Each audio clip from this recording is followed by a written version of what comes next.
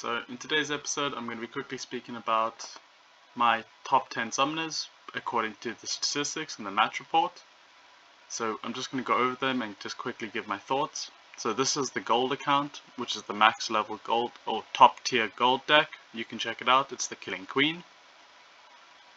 This deck is basically maxed out in beta cards and untamed cards, but it doesn't have all the dice cards and it doesn't have all of the newer reward cards, but it's got all the old ones. So when you look at this deck, you can already see that my top played summoner is the legendary Mongoose, coming in at number 1.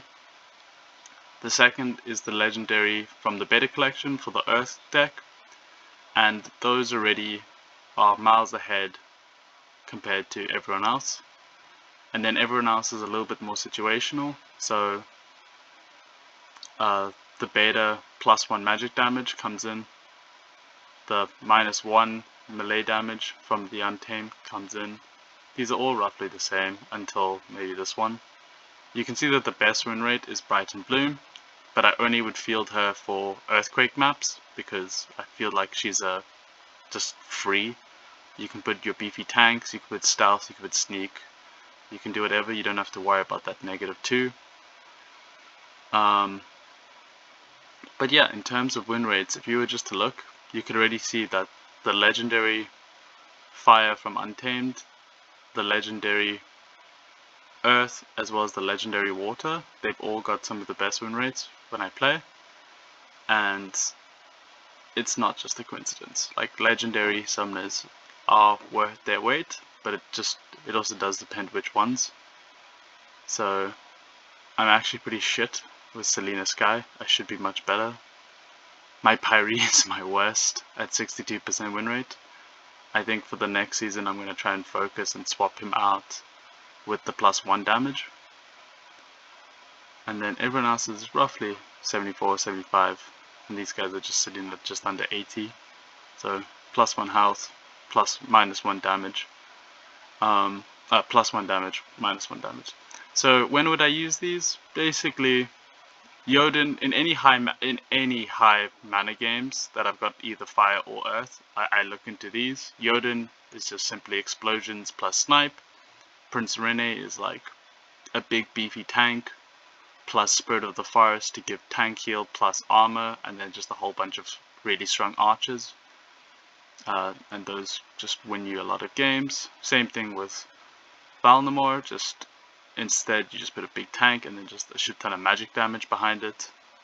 So maybe Valnamore is really strong in no melee.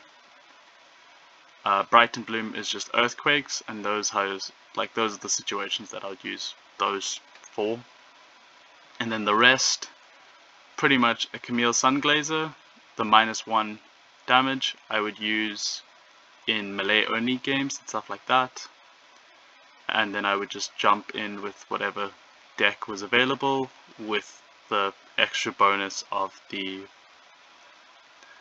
dragon cards. I'll show you some of my favorite dragon cards in another episode. But then yeah, if my mana was uneven or I had 1 extra mana, I'd redo the whole thing, but just give all my guys +1 damage with the dragon scale, for example. So basically any low mana game where dragon's not available, I would use either her or a Ulrich. Pyrie, I'm not too sure. I played him a lot. I don't remember playing him this much, but I did really bad with him, so I've got to really look and see how I play Pyrie. But I think I just play him too much like I would play my silver deck, where I think he's just really good, and I worry about like the opportunities and stuff, but it's not as big of a threat in legendary or in gold. Sorry, yeah, it's not opportunity isn't as bad the higher you get, because then you'll get cards like protect and you'll give yourself +2 armor and stuff like that, or there'll be more taunts and stuff like that on the map. And then Selena Sky I don't use nearly as much as I should because she's so strong, but I feel like just that +1 range damage compared to like a +1 melee damage, that +1 range damage, it's better with Jotun and it's better with Prince Rene. So honestly I don't actually feel like she's as good as those two, but that's just my opinion. I'm going to do the same thing with the silver deck, and hopefully it all turns out great. Thank you KL for your comment. Comments like these do help grow the channel and help me improve, so please keep them coming.